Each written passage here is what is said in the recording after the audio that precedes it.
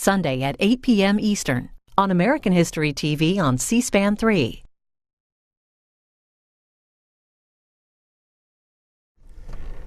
Republican presidential candidate Donald Trump at a rally in Miami, Florida.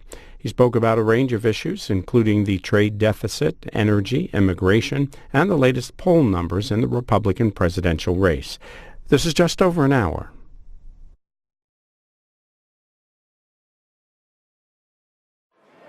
Ladies and gentlemen, please welcome the next President of the United States, Mr. Donald J. Trump! Try to be best, cause you're only a man, and a man's got to learn to take it. Try to believe, though the going gets rough, that you gotta hang tough to make it. History repeats itself, try and you succeed. Never doubt that you're the one, and you can have your dream. You're the best around, nothing's gonna ever keep you down. You're the best around. Wow.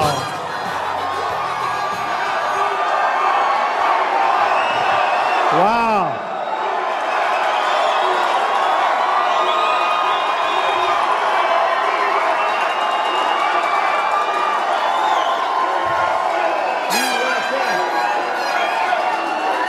That's amazing. Great.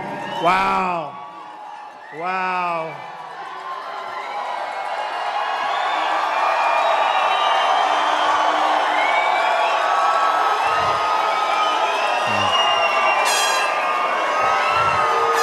Beautiful. Thank you. Thank you. Man, this is something special.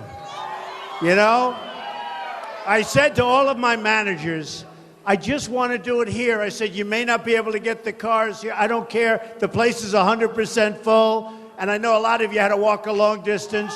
To have you here is great. Thank you. Thank you. Unbelievable. You know, thank you. I want to start by thanking the fire department. They have a lot of people in here, I have to tell you. And I want to really thank the fire department and the police. And they're here someplace. Hey, fellas, come up here. Come up. Come up here. Come here. Get up here. These guys have been so incredible today with the traffic and everything. And I just want to thank our police department. They have been absolutely incredible. Look at these guys. Look at these guys.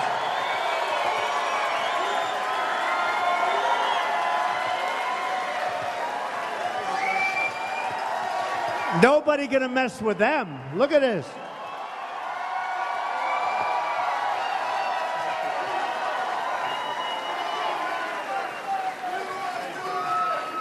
Thank you very much, fellas. They don't want to leave the stage. They'll never leave. And the fire department, likewise, they've been incredible. So thank you very much. You know, what a crowd. Is there nothing like Miami? Nothing. Nothing. Nothing like Miami. Incredible. So, when I was a little boy, my father always loved Doral. Always. And he said, come on, son. And he didn't play golf. He was a worker. He didn't want to play golf. He didn't have time to play golf. And he had a beautiful swing, actually, but he played very little, almost never. But he used to love coming here. And it was the hottest resort in the country. This is a long time ago. I won't say how many years because I like to think I'm a very young person. But a long time ago, at the beginning. And he would say, let's go, and would walk around. And who would have ever thought that someday I'd own this place, right? Who would ever thought it? Who would ever thought? But what happened is Doral is very interesting. It had 5 courses, almost 800 acres, right smack in the middle of Miami. Incredible location, right near the airport, you're 10 minutes away, and always did well. It was always one of the top places. And then, sadly, Wall Street got a hold of it. The original developer, boo, boo, boo, boo. Oh, they're going to pay tax. Don't worry about it. They're friends of mine, but they'll pay. They're going to pay. Don't worry. But you know, what happened is it became a money thing. And it was like playing cards, bing, bing, bing, and they'd trade it. Every year and every 3 years, somebody would make a lot of money. It was like musical chairs, like this. And they'd sell it. Then somebody would own it for 3 or 4 or 5 years, Wall Street, and they'd sell it, make a lot of money. Always made a lot of money. Everybody made a lot of money with Doral, except for the last group that I bought it for. You know, it was like musical chairs. And I bought it. And when I bought it from a smart group, but the market had crashed. You know all about the crash. And I got it for the right price. I signed for X dollars, a lot of money, 170 million. But then I said, you know, maybe I can make a better deal before I close.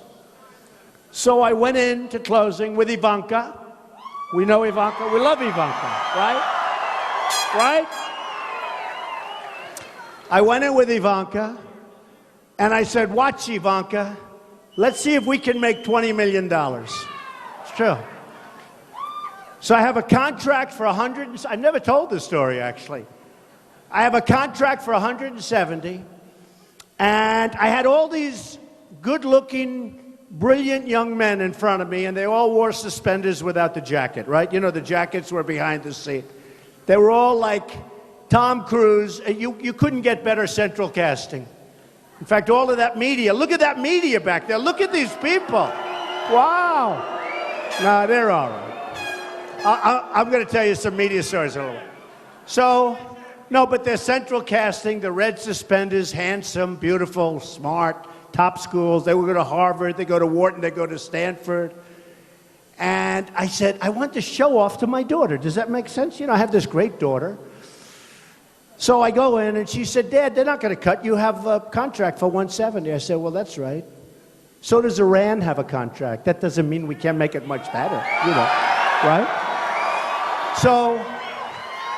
So what happens, I tell these guys, there's no way I'm paying $170 million. I'm not doing it. I'm not doing it. They said, you have to pay it. You have to pay it. Beautiful guys. You have to pay it. You really have to. And I said, there's no way. That's all right.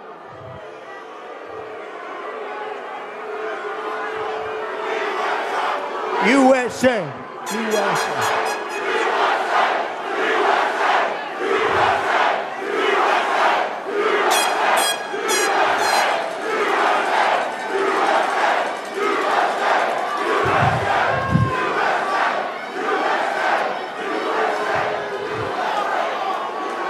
Don't hurt him. Don't hurt him. Don't hurt him. You can get him out, but don't hurt him. We don't want anyone getting hurt. Don't get hurt. But that's what freedom of speech. I mean, it's all freedom of speech. You know that. You know that.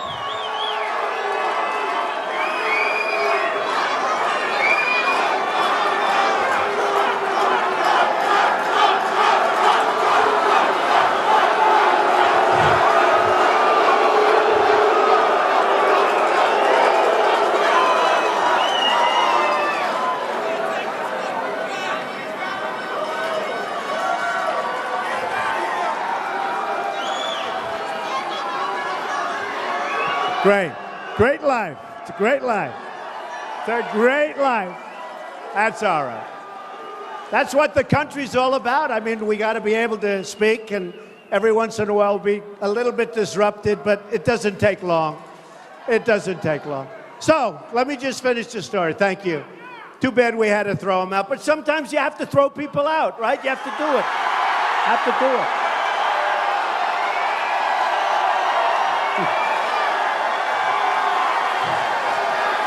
Look at that sign.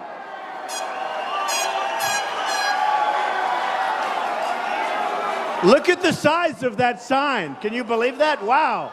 Thank you. Beautiful.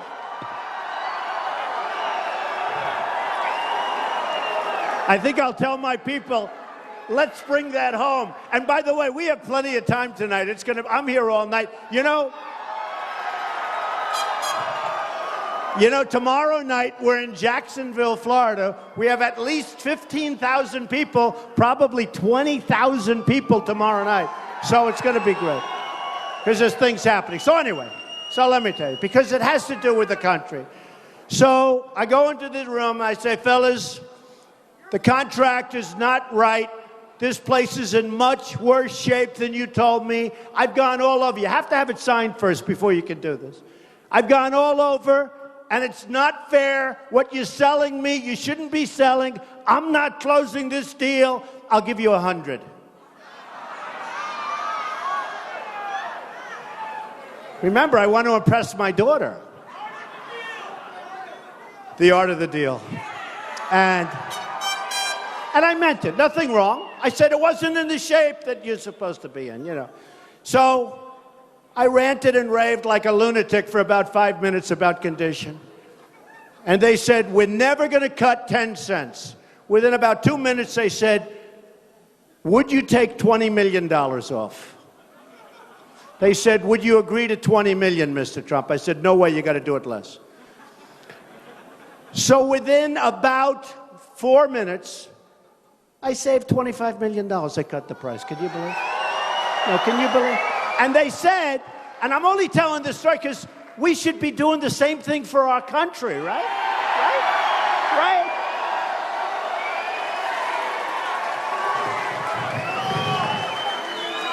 So my daughter was very impressed. And I mean, the whole thing took less than 5 minutes. And the actual number after tax, I actually saved $20 million. And I just said, Ivanka, we just bought the furniture. That's very nice, right? So then I had a decision to make. We have this great place. I had a decision. Legendary place. And the decision was, do we fix it? Do we fix it?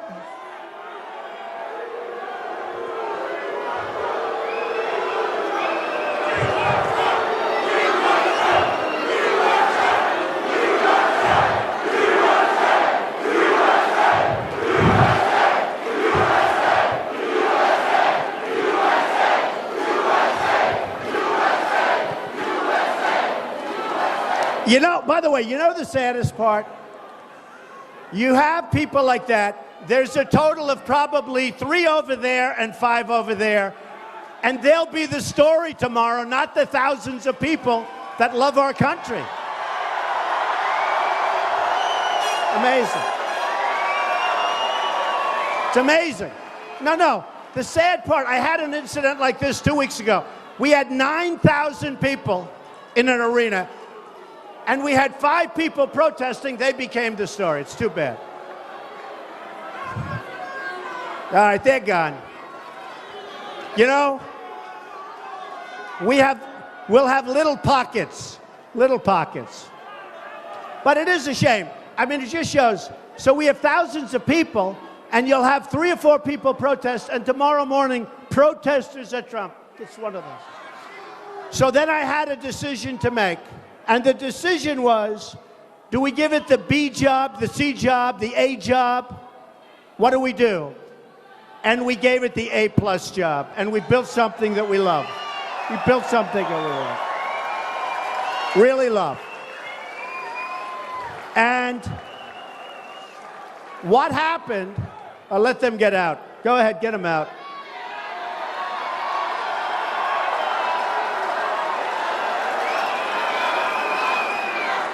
See, the first group, I was nice. Oh, take your time.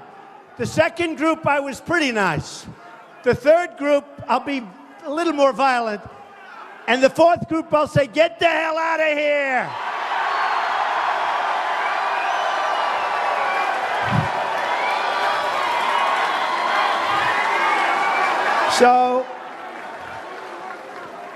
So I had to make a decision. What do we do with Doral? Do we give it the really best job and basically rip it down and build a new magnificent place? Because it was really old, really tired. The bones were tired, the whole place. You people know, a lot of you are from the area. And I said, we got to do it right. We got to do it right. And we basically, as you know, new clubhouses, this room new. This room is one of the great ballrooms. We have 5 ballrooms. We have 700 rooms. We have the golf courses are world class. And we wanted to do it right. And a man just came up to me outside. He hadn't been here in 25 years. And it was very interesting. I won't say he was an older fellow, but he was an older fellow. And he said, you know, Mr. Trump, this place is magnificent. And by the way, David Fader, wherever the hell you are, David, where are you, David?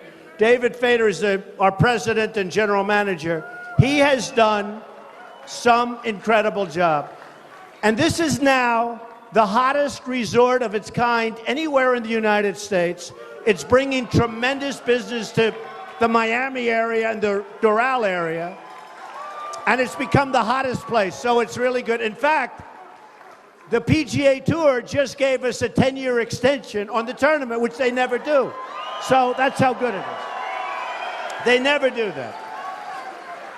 So it's become a really, really successful place. But this gentleman came up to me, and he said, and it was so simple, and yet it was so beautiful.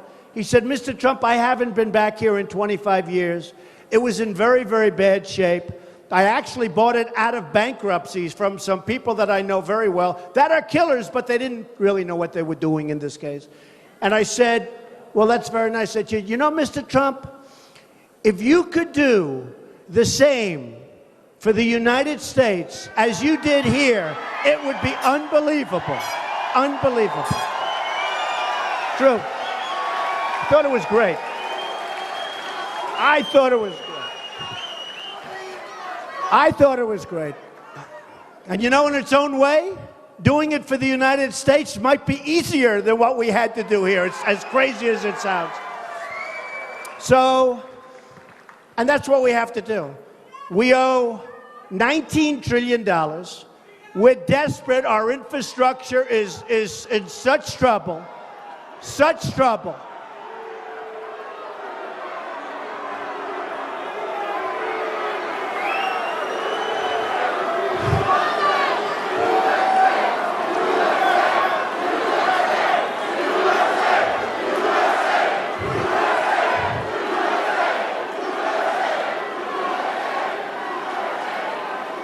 Hey,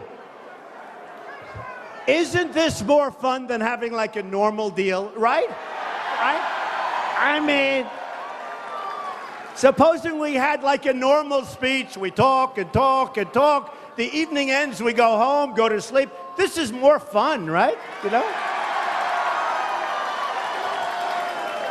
You know, they used to call it the silent majority, but they don't use that anymore because, frankly, it's no longer silent because we're not going to take this crap anymore.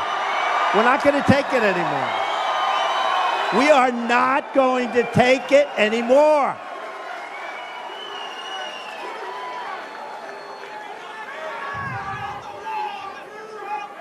So, it is true.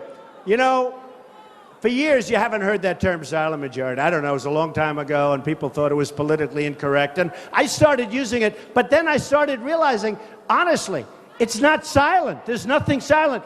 Everywhere I go, we have the biggest crowds. I mean, we left Oklahoma, 20,000. Dallas, Texas, Mark Cuban's arena, where the Mavericks play. We had 20,000. Mobile, Alabama, 35,000. I go to Iowa. I go to New Hampshire, no matter where, South Carolina, unbelievable crowds all over. And there's love in the room. There's just love in the room. It's incredible. It's incredible. And you know, and there's nothing silent about it. We're sick and tired of incompetent people running our government.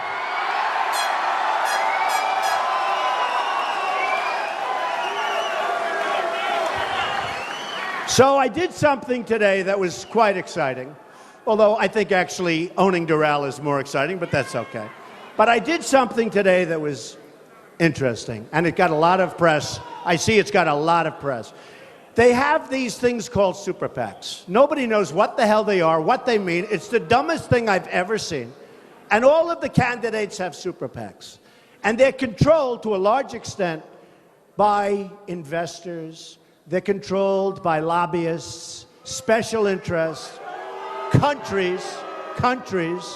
You know, when you wonder why our politicians make such bad deals with foreign countries and with other deals, it's because they're totally controlled by people that benefit even if our country doesn't benefit. It's true. It's true. And the super PACs are a disaster. You have Jeb Bush. Did anybody ever hear of Jeb Bush? Jeb.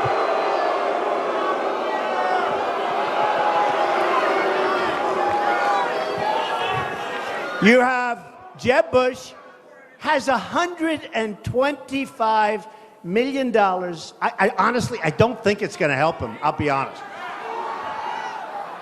If it helps him, then I can't figure the whole deal out. Hey, look, I used to be one of those guys that would like give a lot of money. I know the lobbyists. And you know, when they come up to me and say, we want to give you money, when you go to number one, everybody wants to give you money. It's incredible. But they don't care so much about anything other than the companies they represent. They don't care so much, and some do, but most don't. They want influence, they want power, they want to take these people like little puppets, and they want to say, you do as I told you because I gave you $5 million and you better do it. Well, nobody's giving me anything, okay? Anything. Nothing.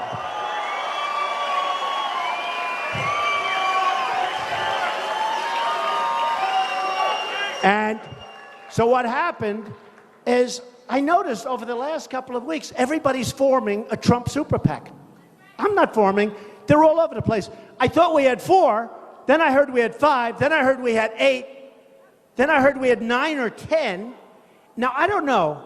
Are they good or is it a scam?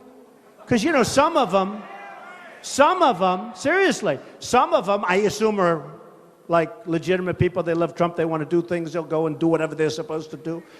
And you don't talk to them. You know, they're supposed to be like independent. And others, I would imagine they probably pay themselves salaries, and who the hell knows what happens with all the money. So we did something today. That was all I know is I haven't gotten any of this money. None of it. I feel guilty about that. I feel a little foolish, actually.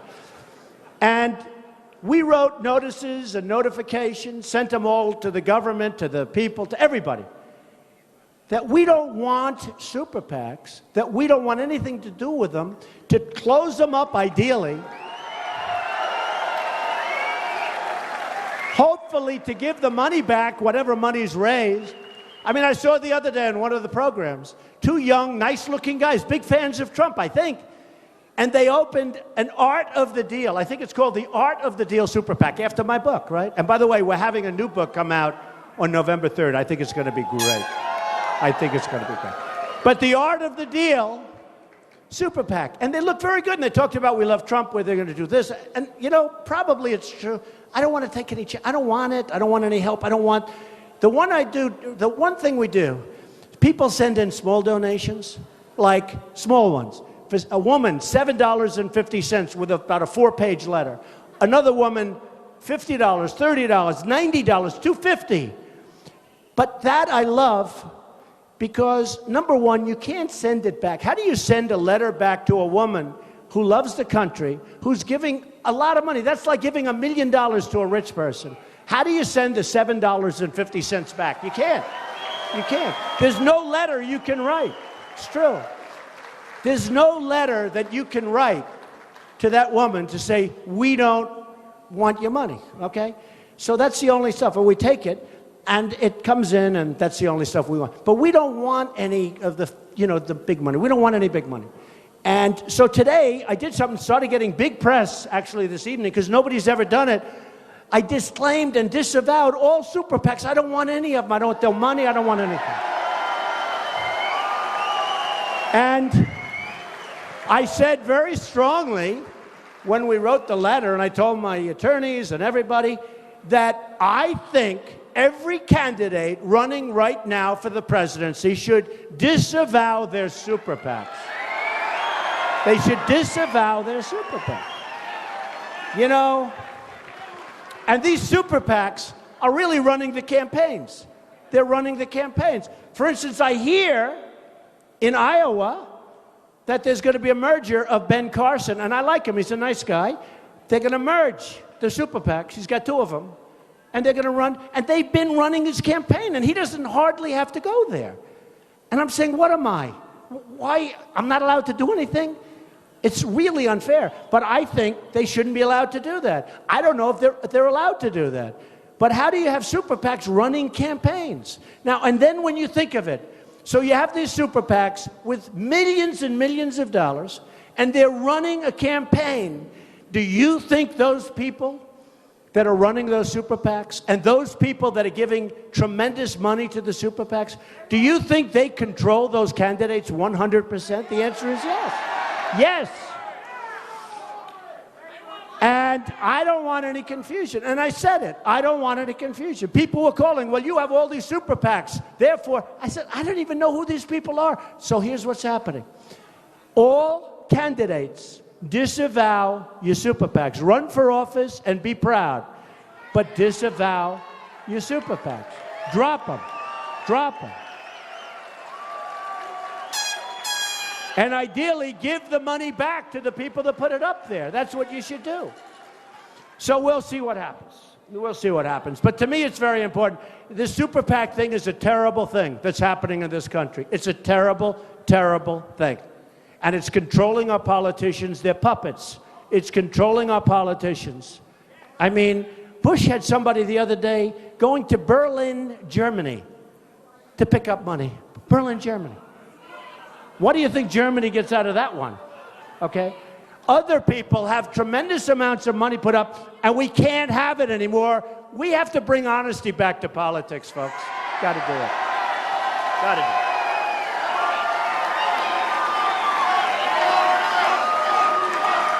So,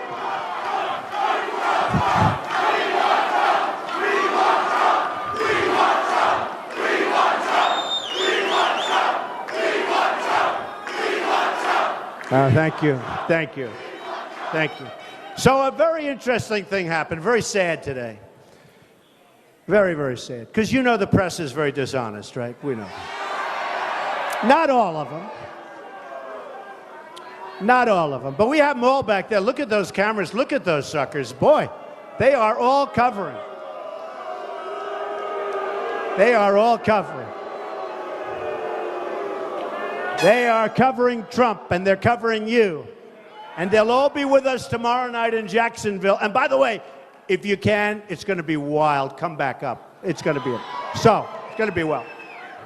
So, a crazy thing happened. I love polls. Everybody knows I love polls. And they said, I wonder what would happen if Trump wasn't number one in the poll. And somebody said, oh, if he wasn't number one, maybe he'd drop out of the race. Believe me, I'm not dropping out of anything. That I can tell you. Never, ever. I'm not dropping out of anything.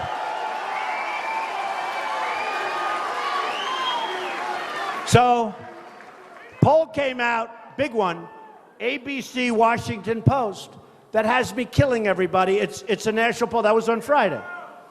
We're killing 32. Think of it. 32. You know, you notice every week I started at 3. First, well, that was slightly before I ran, but because nobody thought I was going to run. Nobody thought I was going to run. You know, they all said, he's never going to run. If he runs, it doesn't matter. What does he know about politics, right? I've only dealt in politics all my life, that's all. But, so it started at 3, it went to 8, went to 12, went to 16, went to... Now, as of Friday, nationally, 32, and then another one came out. Another one came out last week. Reuters, listen to this one. 33 to 15. 15. 15 is Ben Carson. He's in second place. But they kept saying, oh, if Trump ever loses, because you know what? I mean, I'm getting spoiled. From the time I ran and from the time I went up, when I was at 12, they said, all right, he's peaked. He's peaked. You know, you're hearing the same crap, right? Then it goes to 16, 17 the next week. Well, that's his plateau. He's plateaued. The word plateau, they love that word. So he's plateaued. Then the next week it went to 21. Well, that's it. That's it. By the way, 21's not bad when you have 17 people, right? 21. You know, if I'm a card player, I will rest on 21 with 17 people. I'm not losing. So I was number 1 at 21. Then it went to 25. Oh, this is it. You know, these talking heads. These are among the dumbest human beings I've ever seen. That's true. True. Some of them are great. And some of them are coming along. I mean, some of them were so terrible and so nasty, and now they're coming along. They're becoming like, I don't know about fans, but they're saying, a poll just came out, we're 81% to win. I mean, can you believe it? I didn't know that. 81%. Who would have thought this? Rasmussen. The Rasmussen, I'm walking up here, and one of my people stopped me. I said, excuse me, I got to make a speech. Oh, no, I'd like to talk to you. I said, what do you want to talk about? They're introducing me. And Rasmussen just said, nationally, I'm beating Hillary. Just came out. Just came out. Hey, what's the beat?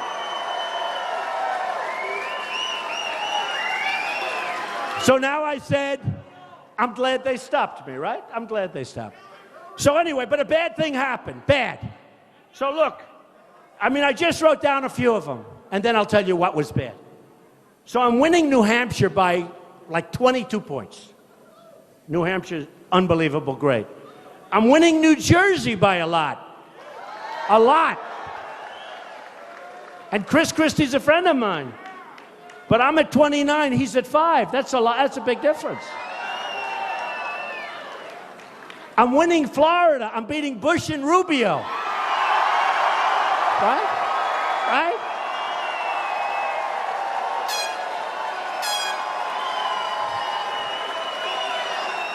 I'm winning Nevada by a fortune, but here's what I like the best.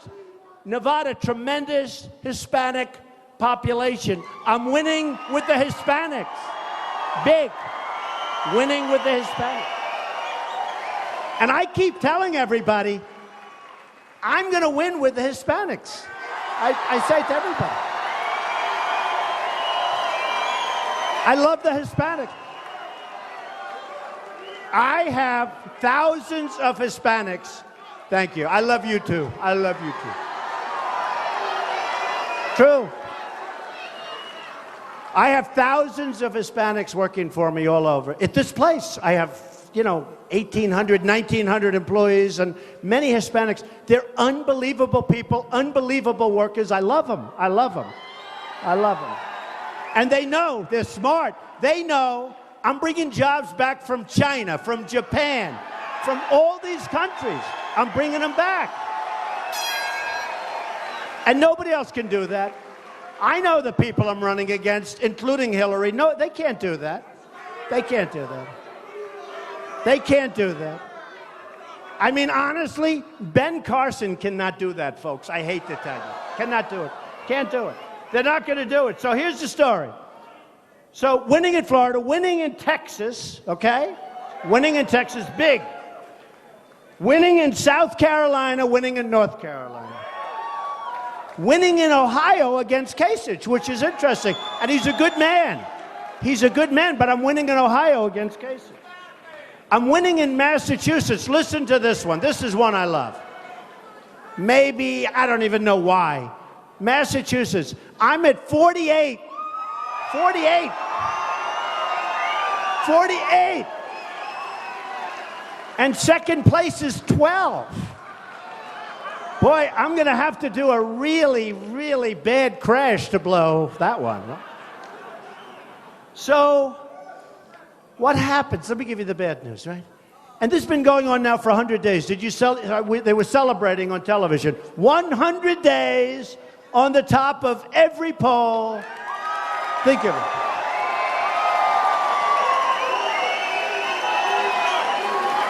100 days on the top of every single poll, national and state. Okay, that's the good news, right? Let me give you the bad news. The press was so happy. The press. I love Iowa, and I honestly think those polls are wrong.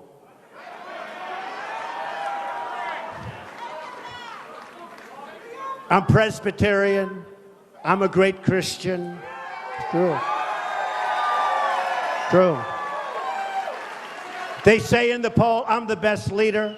They say in the poll, I'm the best on the economy by far. It's not like by two, it's like by triple. How important is the economy, right? Remember, it's the economy. Remember that? It's the economy, stupid. I mean, it's the economy. So I'm leading on the economy. I'm leading with men, big league. I'm not doing as well with women. Will you help me? What's going on? What is...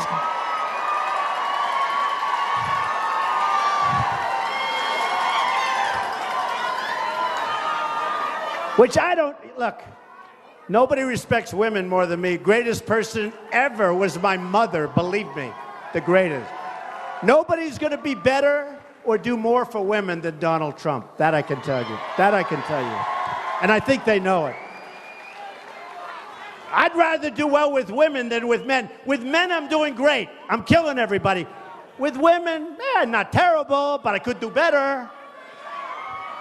So what happens is the poll comes out, right? And the press was so happy. Headline. Now, just so you understand, if I were in first place, it wouldn't even be discussed. Nobody would mention it. But here it is all day long. Oh, my head. I turn on the television. Headline. Bigger than Hillary's talk yesterday on Benghazi.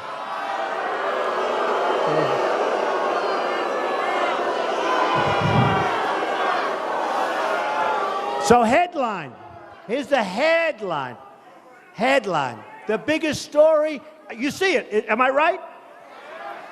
Trump falls to second place in Iowa. I said, no way.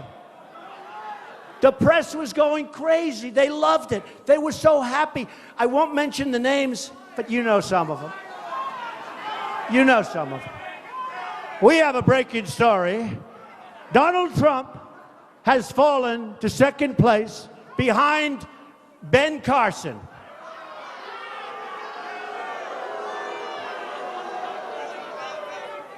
We informed Ben, but he was sleeping. No. Donald Trump has fallen to second place. You know, it's funny. You got all these guys. 2 people dropped out, right? Perry, you know about that. And you know the governor of Wisconsin, very nice guy, right? Walker. They both dropped out. They became so vicious to me. Perry, he was such a nice guy, like 2 months ago. He couldn't have been nice. He went to Washington to make a speech about me. It was so vicious that those that loved me started crying. Maybe not. No, it was vicious. It sent, then, and we had so many. You had Lindsey Graham.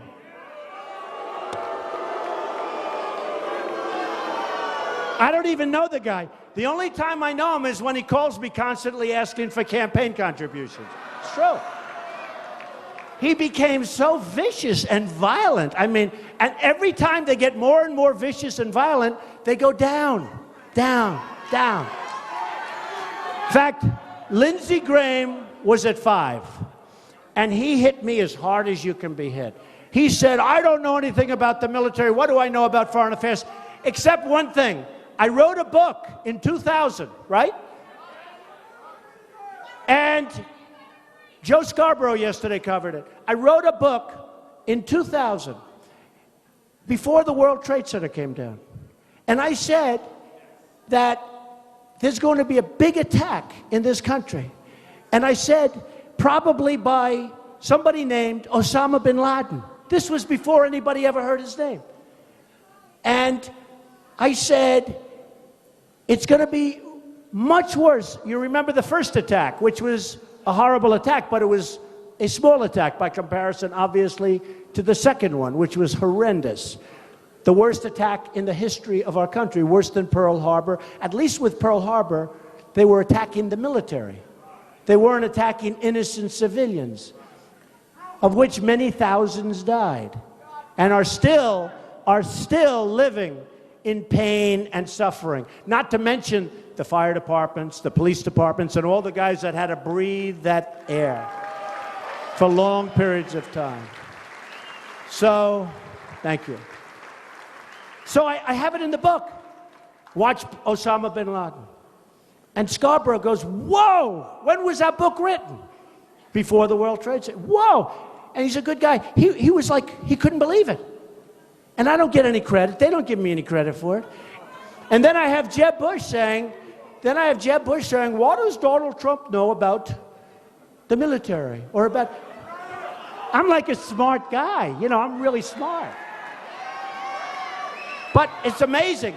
People are talking about it. They should talk about it more, because if you read the book, it says Osama bin Laden, the guy. And the reason was he was a terrorist that was getting a lot of notoriety. He made very vicious statements toward our country. And I said, you better watch that guy.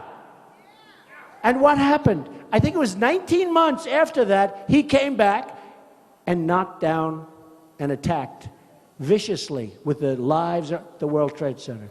So in the debate, which every poll said I won, by the way, but these are minor details, forget it. The second debate and the first debate.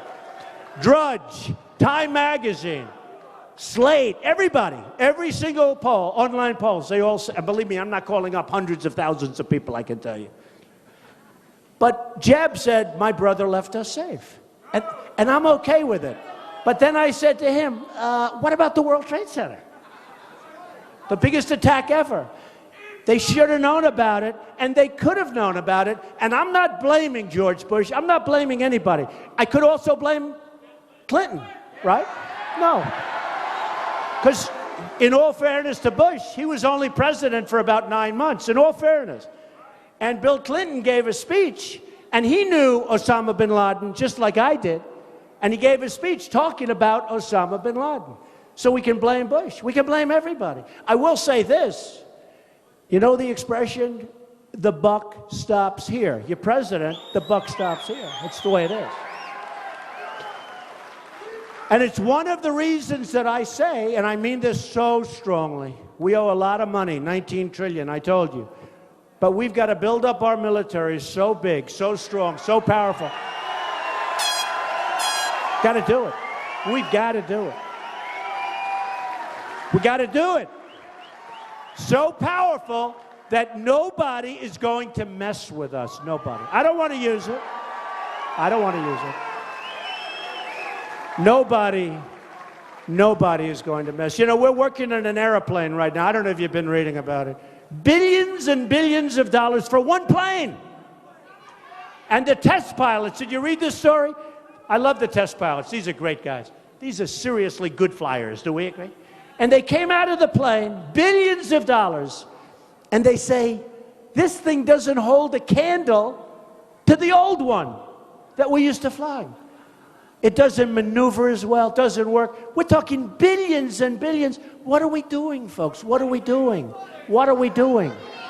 What are we doing? So we need a special leader. We need a special leader.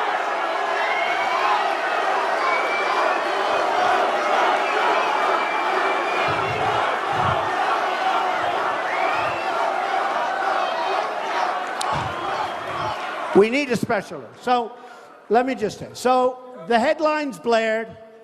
I don't believe those polls, by the way, because both of those pollsters do not like me, I'm telling you. Now, I'm not saying anything that goes on illicitly with polling, okay? I would never, ever say that. But both of those polling groups do not like me at all. And I disagree. I don't believe it. I was just interviewed. Where is Jake Tapper? Is he here? Jake. Where's Jake? What happened to Jake? No, he's a good man. He just interviewed me. Watch me. 9 o'clock. Sunday morning, Jake Tapper on CNN. What the hell happened to Jake? He's here someplace. He's here someplace.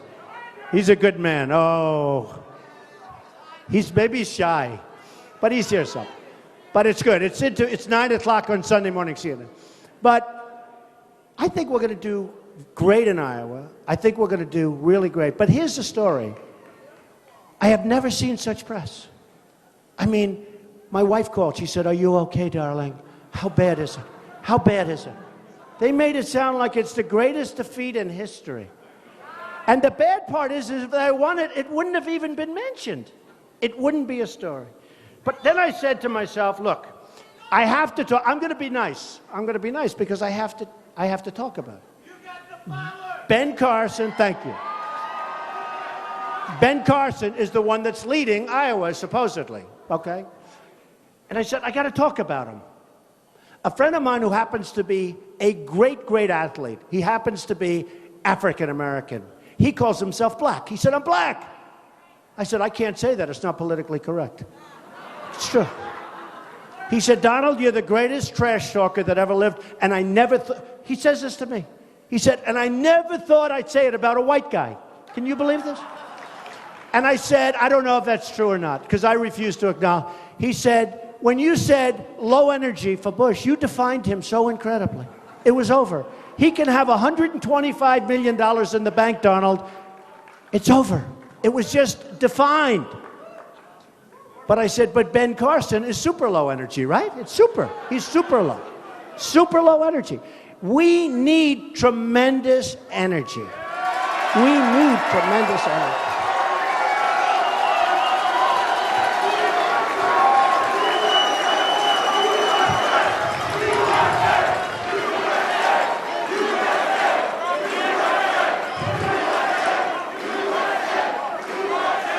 We need energy. So, Hillary Clinton the other day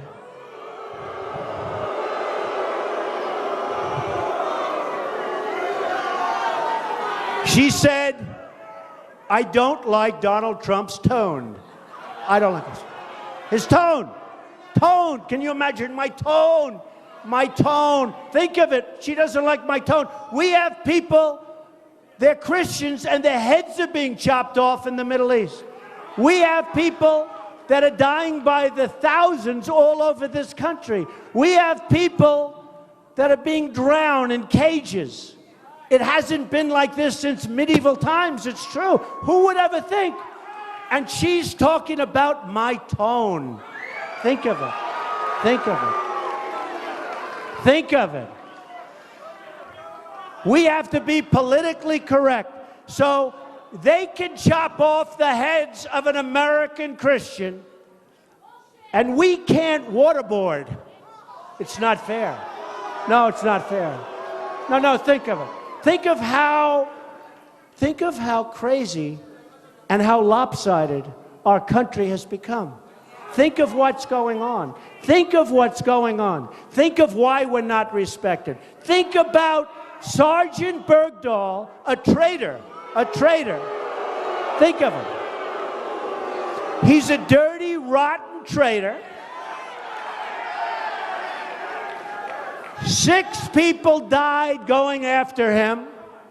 They died. 6 young, incredible, brave people died.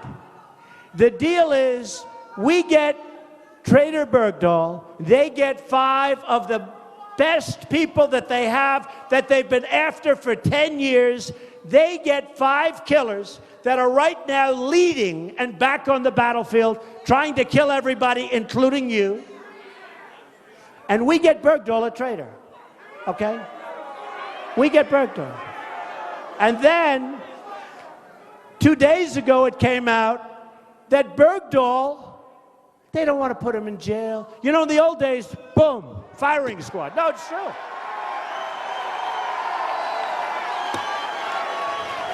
I love the Second Amendment. I love the Second Amendment.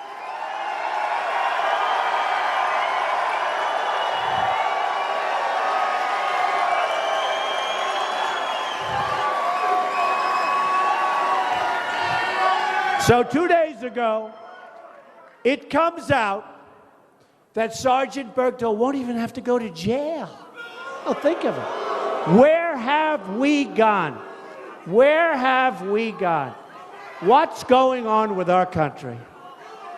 Okay? I'll tell you one thing. If I win, it's not going to be my most important job. Not if. Nah, we have to say if. Hey, look. They're all going, not if, when. All right.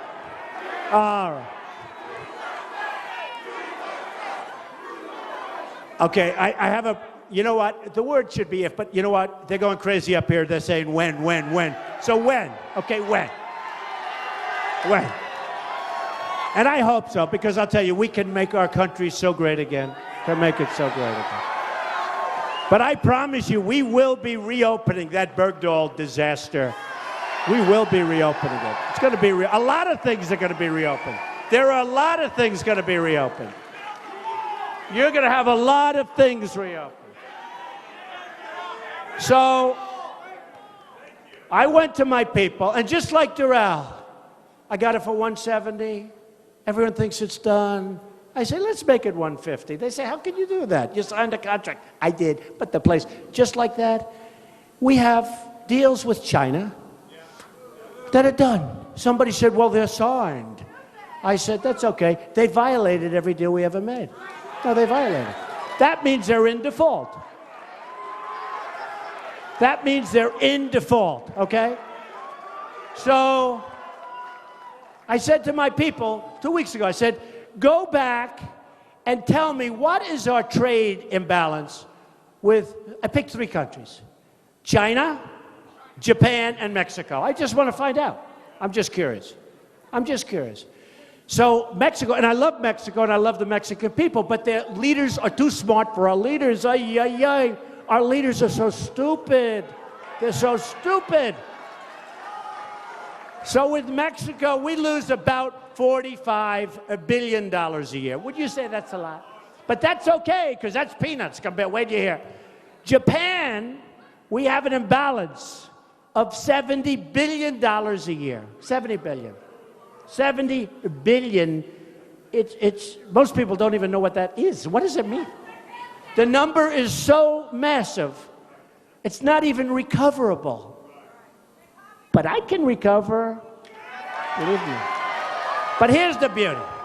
And I love China. They buy my apartments. They give me 25 million. I do them like hotcakes. But China is the most unfair because, well, Japan's right there. You know, Japan sells those. They just devalued the hell out of their currency. You saw that, Japan. But China gave the biggest, greatest devaluation in the last 2 decades, meaning 20 years. The biggest devaluation. So I said, what's the trade imbalance? They told me Mexico first. I said, wow, that's a lot of money. Then they said Japan. I said, wow, that's even more money. I said, give it to me with China. Almost $400 billion a year we lose. How stupid are we? How we should be ashamed of ourselves. How stupid are we? And I don't blame China. I don't blame them at all. I have friends from China. They used to come up and see me and say, oh, Donald, we can't believe that we get away with this. It's unbelievable, you people. They are incompetent.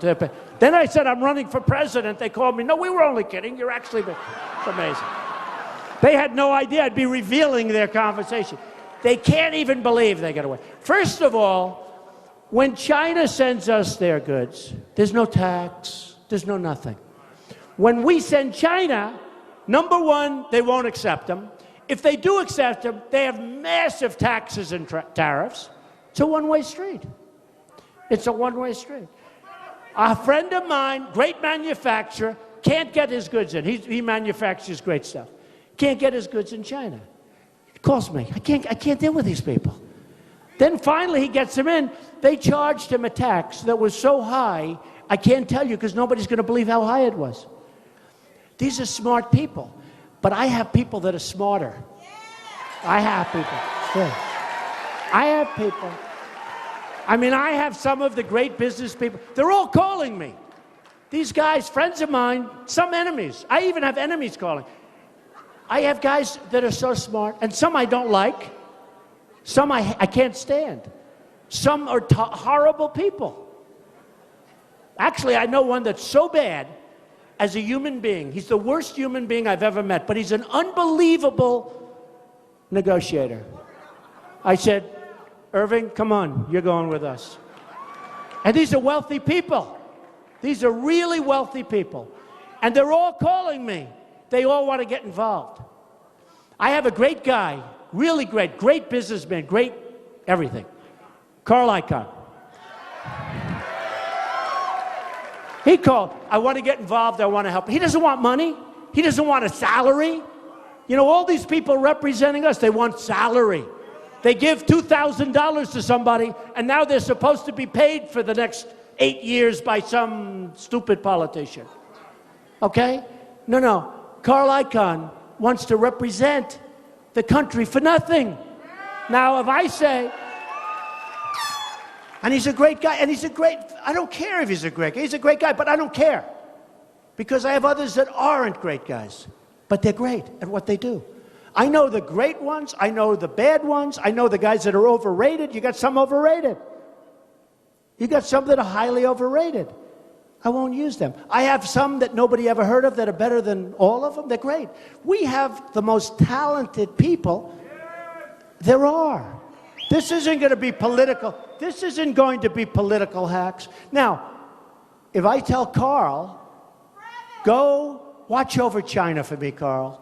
Just watch over China. Trust me, good things are going to happen for us. Believe me. Really good things are going to happen. I mean, we have a thing right now going on. It's called corporate inversion. Nobody knows what it is, but companies have trillions of dollars in other countries. And we can't get it back into this country. You know that, right? You've been hearing about it. Trillions. They know the number is $2.5 trillion. I say it's much higher than that. Nobody really knows. I think it's right. So at least $2.5 trillion is offshore, all these different countries. And what we're doing is our companies are going to, and they've already started, leaving the United States and moving to those other countries to get their money. Well, but you can't blame them. To get their money and to get lower taxes. So I came up with a tax plan that cuts taxes way down, for corporations, for the middle income people,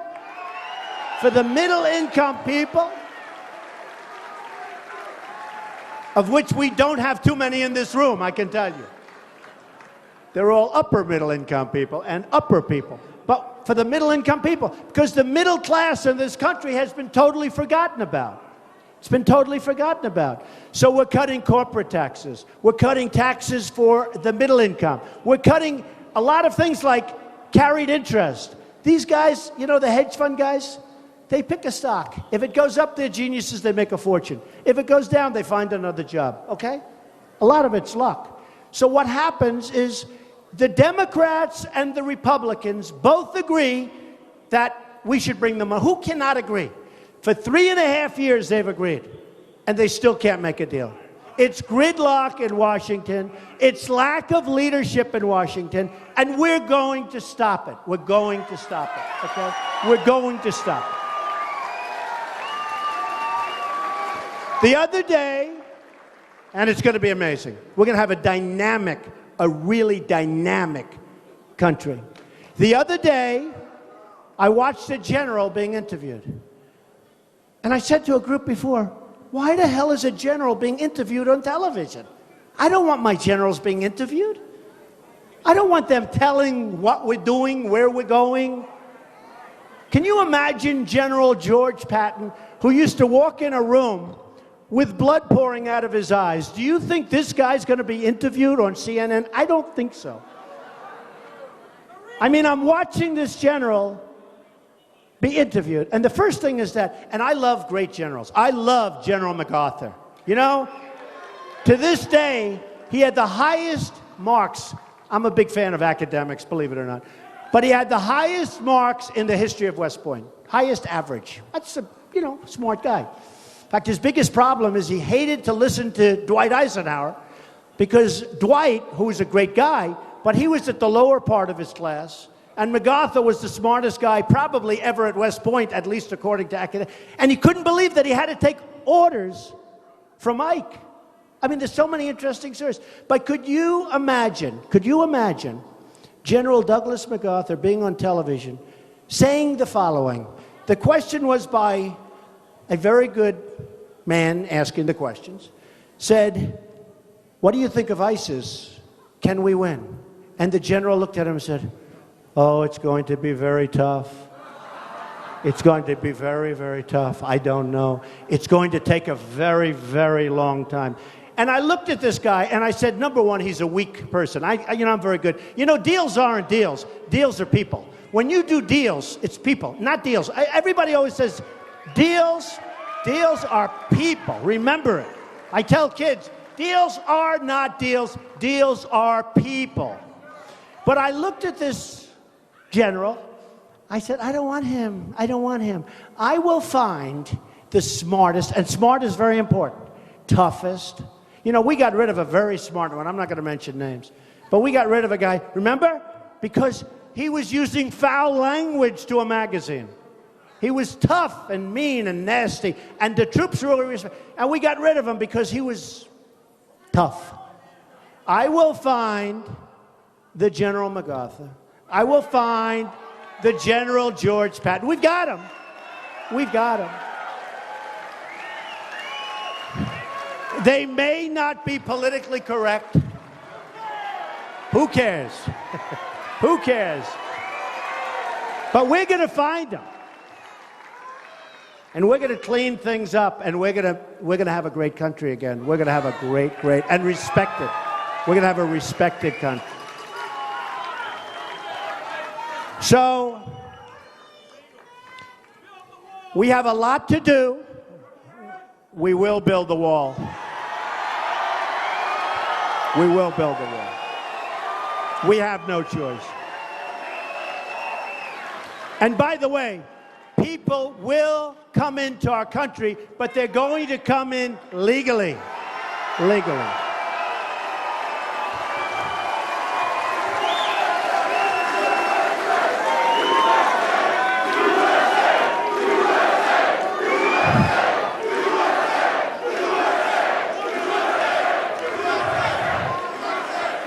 I appreciate whoever the hell yelled out, will you build a wall? Because to be honest, in this group, I wasn't so sure I should be talking about walls.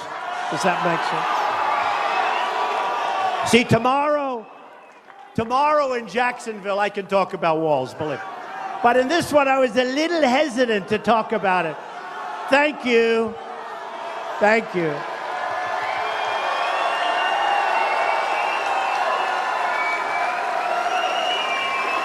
By the way, and I say this all the time, and people bear it out, a radio host, Hispanic show in New York, said, he was interviewed 2 weeks ago, he said, my audience is all Hispanic. They love Trump. They love Trump.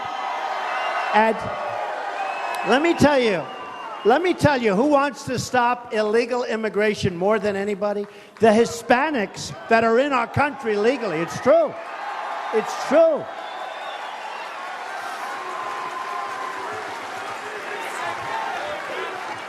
So, just to finish up, our country doesn't win anymore. You know that, right? Am I right? We don't win. When was the last time we had victory? We lose with China on trade. We lose with ISIS. We lose with Iraq. We don't know what we're doing. Iran just made the single greatest contract I have ever seen anybody make.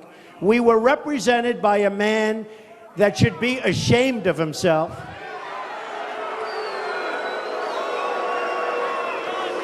A man, Secretary Kerry, that should get the hell off a bicycle. Here's a guy falls off his bicycle during the negotiation, breaks his leg. We were represented by incompetent people. And it's not going to happen anymore, folks. It's not going to happen anymore. And let me tell you something. If and when I win,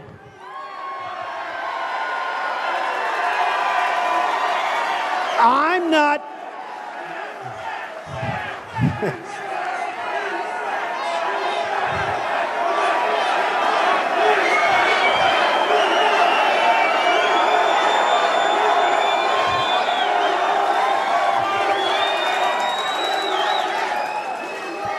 So, if and when I win, we are going to have so many victories. It's going to be so nice. It's going to be so nice. We're going to win on trade. We're going to win at everything. We're going to terminate Obamacare. We're going to terminate it. It's going to be terminated.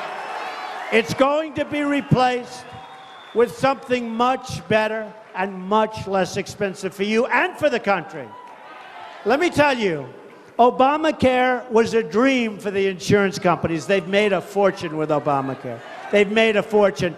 And your premiums are up 40%, 50%, 55%. Your deductibles are through the roof. You'll never even be able to use it. It is so bad. We're going to repeal it and replace it with something great. Great.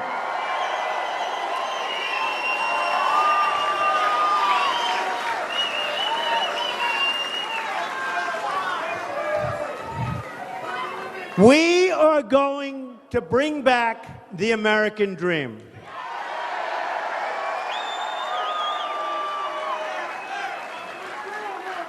And this is as sure as you're standing here tonight, and look around, folks, because this is a movement. This is something very special, and it's happening all over the country, not just here in Miami. It's happening all over the country. You'll see it tomorrow in Jacksonville. It happens all over the country. We are going to make America great again. Thank you. Thank you very much. Thank you.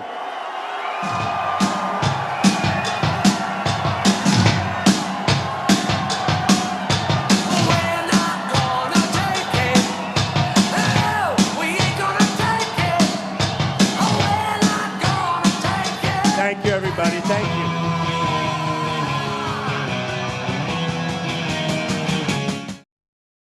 All campaign long, C-SPAN takes you on the road to the White House. Unfiltered access